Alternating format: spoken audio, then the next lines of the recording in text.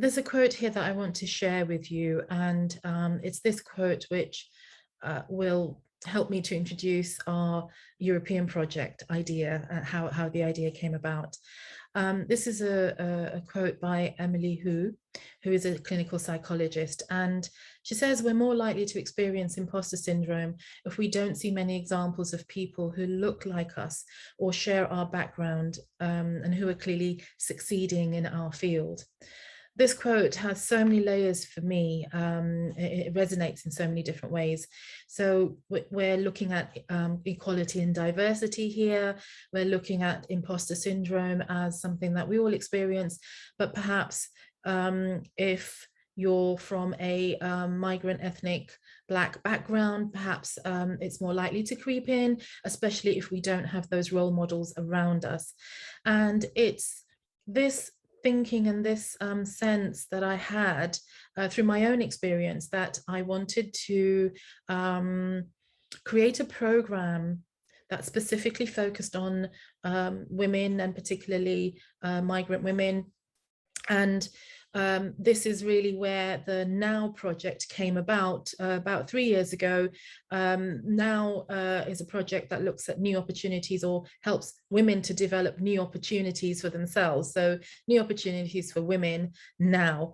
And the project was funded by the European Commission. I had no experience of EU projects prior to this, and I happened to meet somebody who has experience, and she listened to my thoughts and my ideas and helped me to develop a program which then brought together 8 European countries, and we collaborated and we created a train the mentor program, as well as support materials which are available on a website. They're open materials, open source materials. They're available to anybody who wants them. There's some role model videos.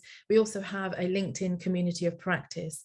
And really thanks to these partners here that this project was completed successfully, and that we're now ready to roll this program out further. So again, I'll include a link to this project and the materials within the newsletter that you will receive. So the Now Train the Mentor program threw up some interesting comments. So our mentors and our mentees talked a lot about a lack of confidence, but also some of them were talking about a way of feeling that for myself and my colleague Louise fell more into the imposter syndrome category than it did just a lack of self-confidence or a sort of identity crisis for that moment. And this is where really the idea of blending and introducing our Now project to you through this phenomenon, this imposter syndrome focus.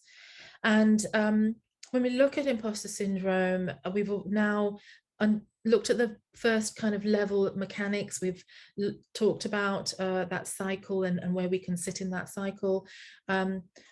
We've watched a great video that describes it beautifully. It does get more complicated. There are different types of imposters. There's the genius, the expert, the soloist, the perfectionist, and the superhuman. Interesting that there are profiles. I kind of think about these profiles as we do like to have labels, and we're not necessarily, perhaps we're maybe more one than the other, but the likelihood is we're a combination. But I'm presenting this just because I think that it's a phenomenon that seems to be gathering traction and resonance, and I think that as that happens, it will itself become more complex, but great that people are out there looking at it.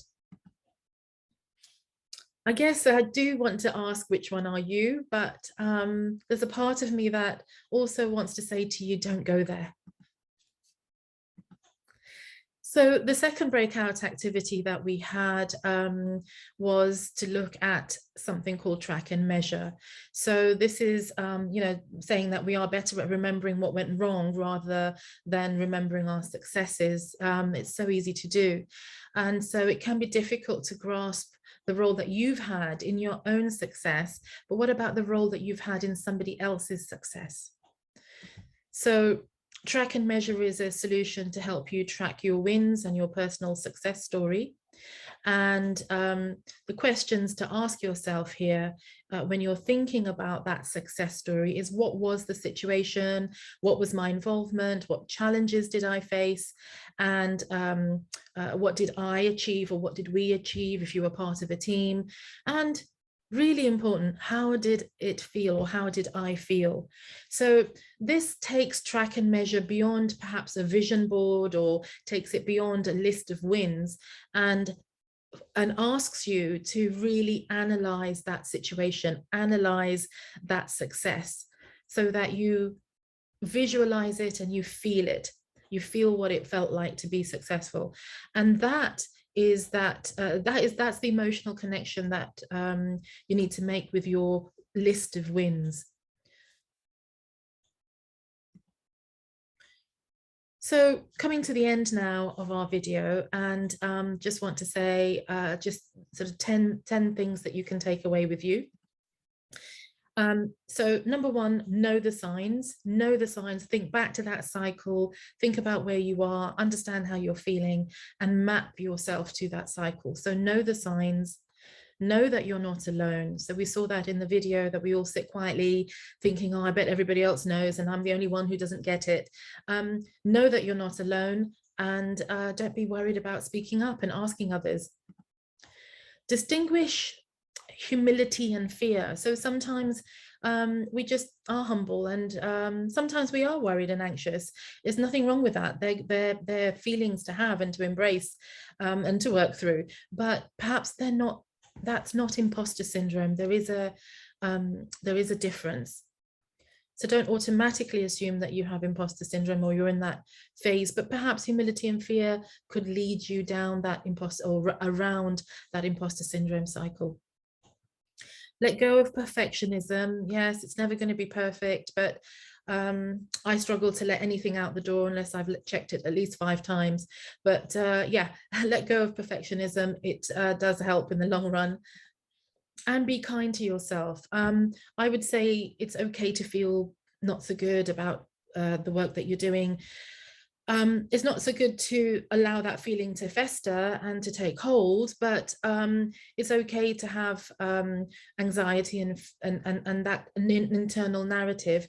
But the important thing is that you stop, you recognize it and you stop, and that you do something for yourself, recognizing your successes, or having a go at the what if technique, maybe taking yourself out for a treat.